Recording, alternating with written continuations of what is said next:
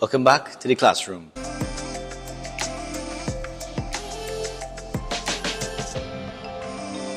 And class is in session. Hey guys, welcome back to the classroom. And today we have a very special guest. It's Ishtara's very own Dr. Nilash Ramnarine. My cousin, my blood, he is the second most senior doctor to Dr. Harry working in Ishtara. And so he's come today to share his experience with us. That experience in particular is a really, really interesting one.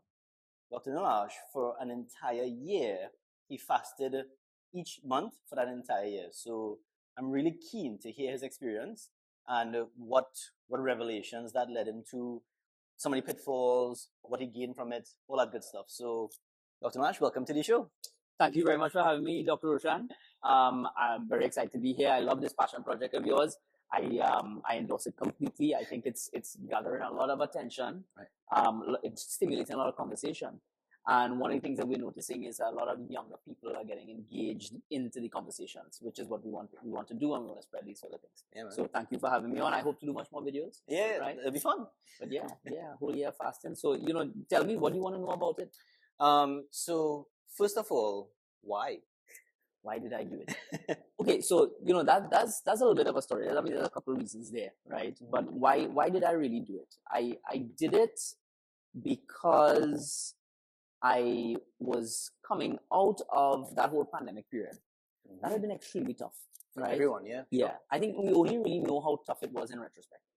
So coming out of that, I realized that I had suffered burnout because none of us got a rest. We had our family life and stuff going on. Yeah. We didn't lock down because we were looking after our patients. We were essential service, and as a result of that, we were working every single day, and we were at the coalface, making sure that our patients were being kept safe and being kept healthy.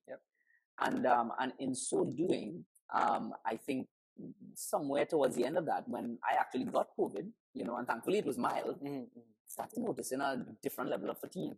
I started noticing with finding difficulties.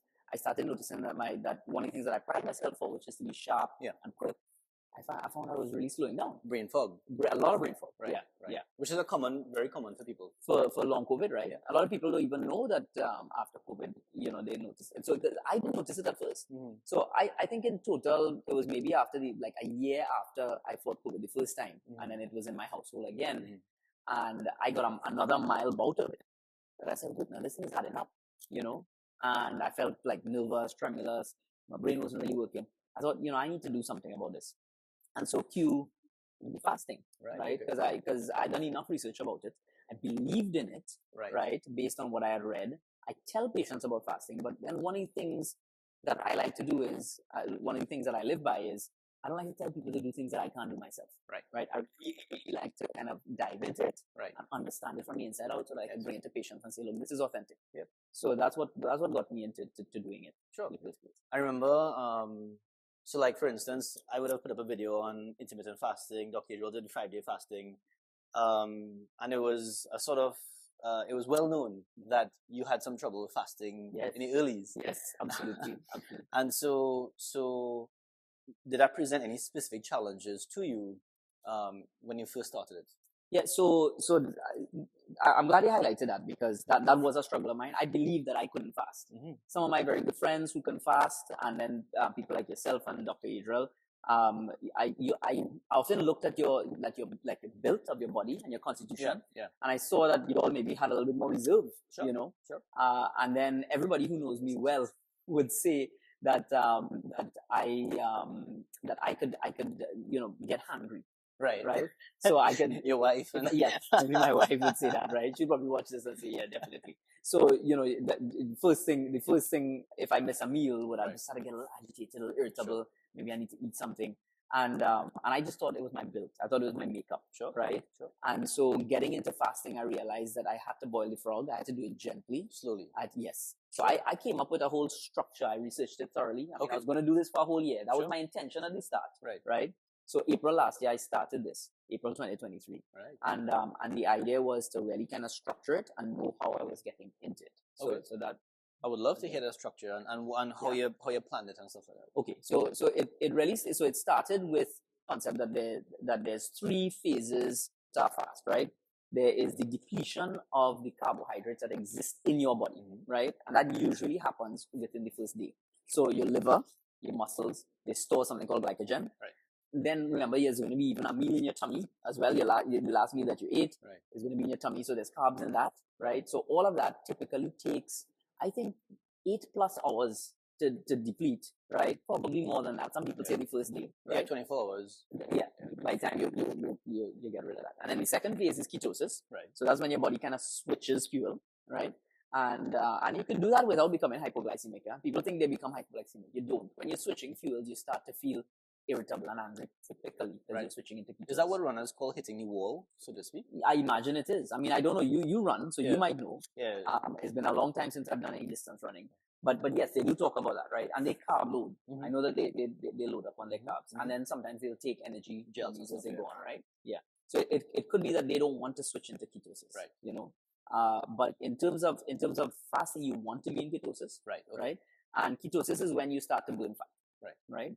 And then the third phase is autophagy, which is really where you really want to be. Right. Okay. So normally ketosis you're at 1 day, and then from day 3+, you're typically in autophagy. Autophagy means you've spoken about that, right? Where your body is breaking down these old damaged structures, it's detoxifying, it's flushing out, it's cleansing, and it's creating space and room for a lot of rebuilding and restructuring. But you're still in ketosis during those days? Yes. So there's an add on top of. Right. So autophagy begins deep into ketosis. Okay. Right. Okay. And so typically it's day 1 carbohydrate depletion, day 2 ketosis, day 3 autophagy. Right. Now, so my thinking about this was that, hey, you know what? I could jumpstart ketosis. Right. Okay. And I could also get past the hungry phase. Right. By eating keto. So I've done that before, right? Where, what is keto? Keto is just cutting out all carbs. Right. Now, you can do that in an unhealthy way and you can do it in a healthy way. Okay. So I try to do it as healthy as possible. Okay. So I'll give you an example. So a keto breakfast for me would very simply be a bulletproof coffee. Right. So I'll have a black cup of coffee. Now, I don't drink coffee normally, as we've spoken about, right? I don't really drink coffee, but when I'm fasting, I drink coffee. Right. It helps me tremendously, right? So I'll drink a black cup of coffee. I'll put a tablespoon of ghee, a tablespoon of MCT oil. Substitutes are a tablespoon of butter, a tablespoon of coconut oil. That tends to be a little more heavy. The MCT oil and the ghee is lighter. Sure. You feel it within yourself, right? You blend it. And then you blend that into like a miscible mixture. And then you can sip that. It's really creamy. Have you ever had one? Yeah, like a latte. So it's nice, right? Yeah. And that can keep me going, because remember, I'm desk job, right? So that can usually keep me going from when I have that at 7 in the morning till maybe about 12, half 12. And no sweetener. And yeah, definitely no sweetener. Nothing to make it taste sweet, even, because that's going to start to trick your brain that you had carbs. Right. And that'll make you feel horrible. So no low fat sweeteners, no like artificial sweeteners. Correct. Only 3 ingredients. Right. Okay. Ghee, MCT oil, and black coffee. Right. Okay. So that's breakfast. Right. If you want, and I've done it from time to time, like if I'm running like a little bit late with my patients or whatever, you can take a handful of almonds, right? You can take a handful of cashews. That's keto. That's still keto. And then lunchtime, I would have like 3 boiled eggs drizzled with some olive oil, a little Himalayan rock salt, a little black pepper. I'll have a green salad, right? So maybe some cucumber and lettuce. Or you can have an omelette, a veggie omelette. Kimchi? Yes, you can. I don't see a problem with that. You can have fermented food. So that's lunch, right? Make sure you have fats, make sure you have protein, right? And then dinner time, I used to maybe grill a piece of fish, right? And have a green stir fry with it. So that's just examples, right? Okay. And have a handful of nuts, whatever. So you said that you could do it a healthy and unhealthy way. So what's the unhealthy way? So unhealthy keto is when you have when like people talk about keto and they think you can eat like processed meats like bacon, you can eat a lot of like seed oils and these kind of things, canola, corn, soybean. Those kind of things would not be healthy in keto. Okay. So my keto fats for health would be ghee, grass-fed butter. You could have a bit of cheese, but you don't need too much, right? You could also have coconut oil. You can have avocado oil. You can have olive oil. MCT oil. Yeah, MCT oil as well, which is extracted from coconut oil. Okay. And I typically do it with eggs and fish. Some people go heavy hard on the meats. If you're doing that, grass-fed, organic, as much as possible. Right. That's hard to get in Trinidad. And sardines and stuff. Fish is good, yeah. Right. Salmon, sardines. Not the pelagic fish like the tuna and the shark, because they're rich in high mercury. Okay. So the reason why I was doing that is because when I eat keto, I'm full. I'm not feeling hungry, but I'm still getting rid of the carbs in my body. So I would carb deplete on the first couple of days of the fast. So like I started off doing 3 days of keto to start with and 2 days of water fasting, right? Okay. And then eventually towards the end, I was doing 2 days of keto and 3 days of water fasting. Okay. And so that got rid of the hunger, Right. right? I was able to work through that keto phase. And then when I started my water fast, I wasn't going to be like feeling like, oh my gosh, I'm coming off of carbs. I'm feeling all agitated. Right. I was already into my ketosis, which then meant that I could have gotten into autophagy faster. Right. So I didn't have to carb deplete. So I was in ketosis. So as soon as I started to fast, yes, it is my belief right, that I would have started autophagy very quickly. Yeah. So the average Joe who eats a pretty carb heavy diet, yeah, doubles in the morning, roti, macaroni pie, bread. How would they feel if they start to abruptly do keto? So you know what? So we have somebody that we mutually know, right? One of our cousins. Yes.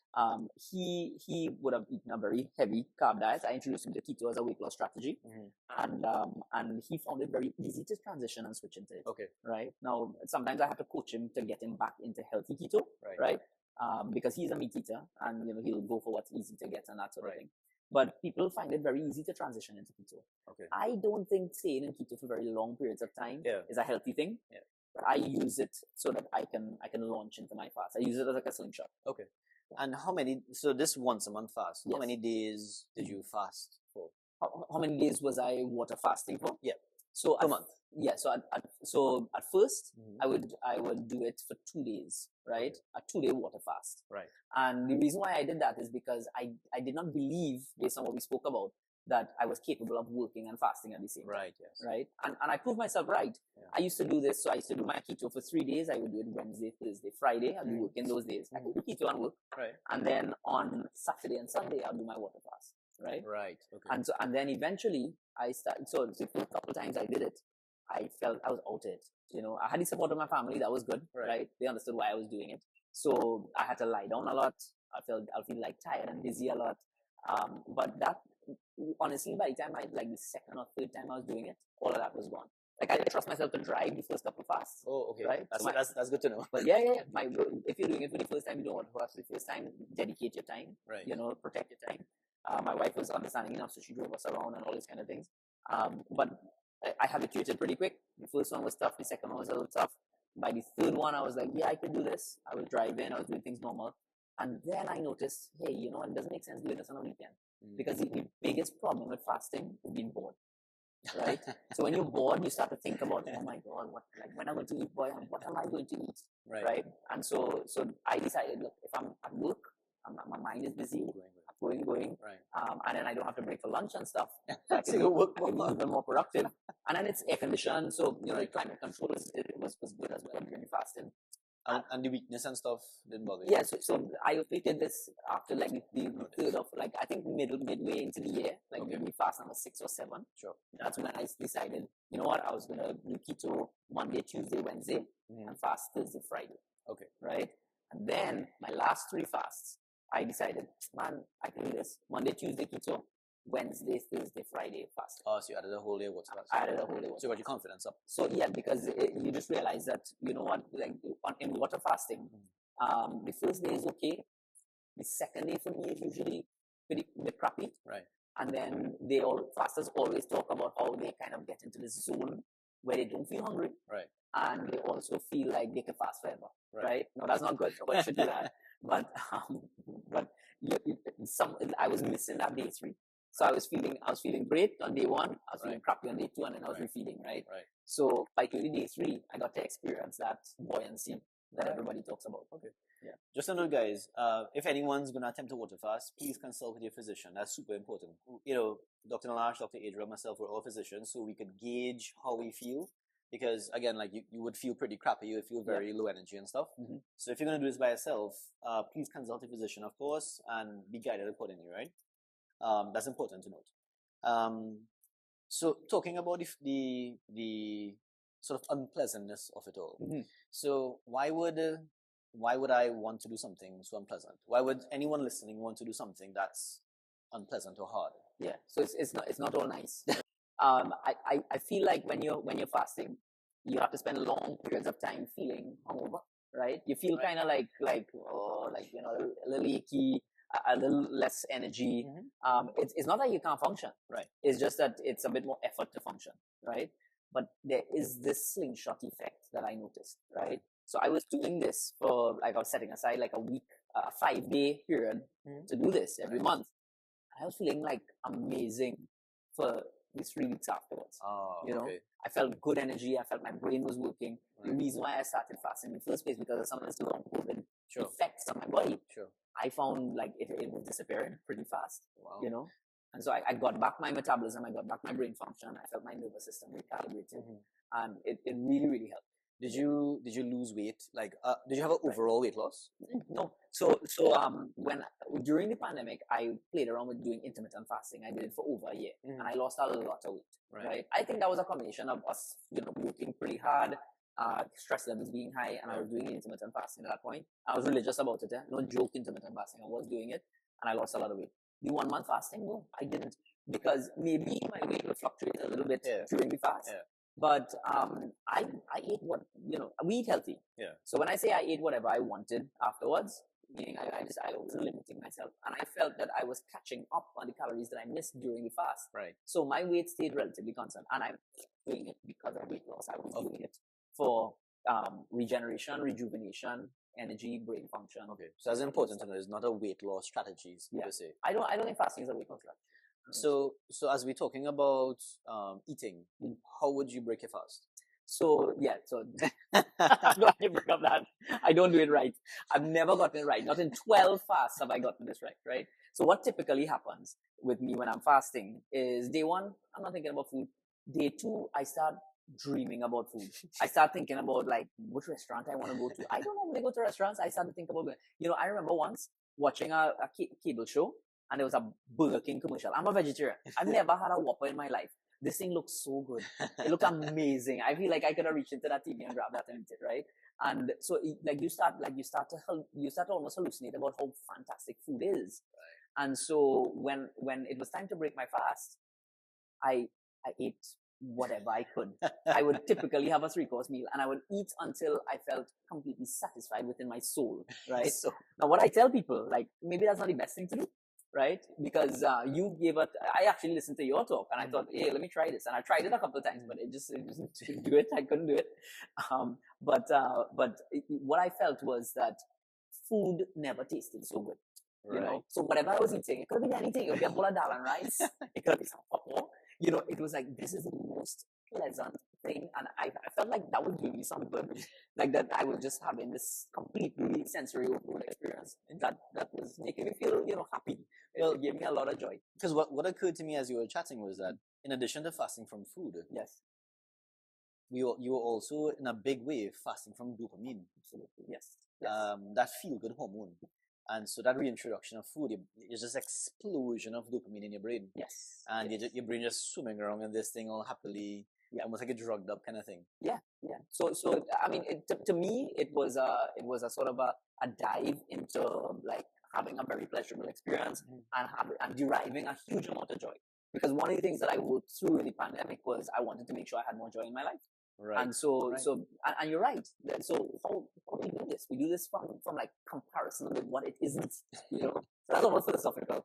A popo just So not eating and depriving yourself, and then also very little dopamine, that understimulation, and then having it, your brain lights up. It does light up. And so, do you think they carried you for that 3 weeks after? Oh, absolutely. Like I said, slingshot. You go slowly backwards. Right. And you feel like you're making some backward progress during the fast. You let go and you pitch forward. Wow. And so I felt good. I've finished 12 now. I don't know what my next step is going to be. That's my next question. My next annual. I haven't come up with that yet. Right. But what I want to do is I want to set myself something to do for the coming year. And just to mention why now we're in end of March, April now. I consider the year to really start with the seasonal year. We're in the northern hemisphere here. Okay. And what that means is the solar year starts in springtime. Right. And the Chinese talk about the lunar calendar starting in February, but it certainly doesn't start in January, right? So a lot of people make resolutions, and I find that it almost doesn't work. So I like to time my resolutions with when there's a seasonal energy push. Okay. Well, around what time is that exactly? So end of March, early April. So I think the spring calendar, the solar year calendar, which also coincides with the Hindu calendar, starts in starts sometime in early April. Early so, April. Yeah. Okay. Yeah, because and I guess will your next project be a challenge like this was? Has to be a challenge. So and is it so? I guess again, Philippe, what I'm interested in is why. Okay, so yeah, that's a lovely question. I hope we'll cover that. So why a challenge? I like to consider that fasting has always come from religious traditions, right? Or spiritual traditions, right? Yeah. So this is really what has kept fasting. Now all these biohackers and neuroscientists and everybody talking about fasting and all the benefits of it, right? And they're picking it apart. But really and truly, the people who kept it alive when there was no biohackers and neuroscientists was every single spiritual and religious community, people who were taking that time to dive deeply into themselves, right? And one of the things that helped me in my fast, because I don't want you to think that it was all good days. It's tough. You slump sometimes, and you have to find yourself out of that slump, right? Especially when you have like 5 more patients to see, and the day is dragging along, right? You do slump. And so what I found is that it is supremely important, and I took this from these religious and spiritual traditions, to dedicate your endeavor to something much greater than yourself. Now you can do that however you want. You can dedicate it to an aspect of the divine. You can dedicate it to the universe. You can dedicate it to the highest aspect of yourself. I think all of those things have equal signs to them. They're all the same thing as far as I'm concerned. But making that dedication and holding your commitment to that dedication, I think gives you a fuel that gets you through it. Many times when, I was like, wow, boy, I mean, I have so much more to do here in this fast, and this is just day 1.5 or something like that. And then I would dive deeply into why I'm doing it and the dedication that I made to my concept of something greater than myself, to the divine. And I felt buoyed up. I felt like I got plugged in. I felt like I got much more energy. And that really helped me. Almost sounds like a penance. Yeah, penance. Penance has a negative connotation to it. I think it's So I like to make that distinction then. Yeah. I don't know. I maybe penance has maybe only because when we were in school, penance was But I guess because we had transgressed. I guess for me it's the idea of putting yourself through a trial and a tribulation, running the gauntlet, so to speak, for as much as you will benefit from it, it is also in the name of something else. And so I think and for me that hits deeper than simply I listen to a podcast and you're a biohacker saying fasting is good, and so I'm going to do it for my physical health. So what's coming out is that it transcends physical health. Absolutely, it does. And it's one of the reasons I think why most of the main religions do it is because you're depriving yourself. It's almost like you're shutting off a big part of the worldly input, literally and figuratively. And you're getting more in tune with yourself, and you have to draw not just from your physical reserves, but the energetic reserves to be able to fuel yourself. And that brings you closer to that source. Resilience. Right? And definitely that. And then and coming in tune with yourself, and like we said, the highest aspect of yourself is your connection to source and the divine. So all of those things. Sure. And probably to wrap up the talk, is there anyone who you think shouldn't fast? So anyone listening to this video, who you put advice, look, not right now, or that sort of thing? Yeah. So if you don't have support and you're elderly and frail, doing long fasting is tough. And I think that you should have people around you to be able to support you, especially if you're in that kind of vulnerability. If you're dealing with illness, you should be guided by your doctor, definitely. I think that if you're a diabetic and you're using glycemic agents, so whether that's insulin or some of these hormone novel therapies or even the older ones, you need guidance. So if you're going to fast, then I don't want you to take away from this that you can do it on your own. Really, really need your medical doctor's advice on doing these long fasts, because you can become hypoglycemic. You need to know what to do with your medication. That could be dangerous. So it's really unsafe. So those individuals need to consult. Okay. Is there anything else you'd like to add about your experience before we wrap up with the good people? what I would say is that I want to continue making fasting part of my life. Sure. Right. Yeah. I don't know if I'm going to do it monthly. Right. I might do what Dr. Harry's mentioning right now and have a weekly 1 day fast. Right. And that brings me to that interesting point that long fast, because I know some people who've done 40-day fasts. Yeah. Absolutely amazing. Yeah. Real testament to the human spirit, right? Yeah. I know these people. And I think that there's a risk in that long fast, right, can break down muscle tissue. So one of the things that I didn't say is that my window of 2 to 3 days is a little bit of a sweet spot because you get some autophagy and you don't break down so much muscle. Correct. Because after you cross a certain age, right, somewhere in your 40s, right, when you lose muscle, you don't get it back. Right. Okay, so it's hard to put. Yeah. So one of the reasons why Dr. Harry is saying fast 1 day is because that is also a bit of a sweet spot. So so you could build on that, of course. You could go further. Yeah. But ain't nobody will find that is impossible to do. Yes. Right. They can do it. Right. And it's a good introduction. I think. Yes. And you're also not going to lose muscle in a 1 day fast. Yeah. The way that I'm doing it by doing keto first, and all this kind of thing, 2 days and 3 days is also safe. Right. I don't feel like I lost strength or lost muscle in that period. Okay. Nice. So yes. Super good talk. Yeah. So, guys, any questions, any concerns, any comments for Dr. Nilash, you can feel free to drop a comment down below, and we'll catch you guys back in the classroom. Cheers, bye. Bye-bye. Yeah.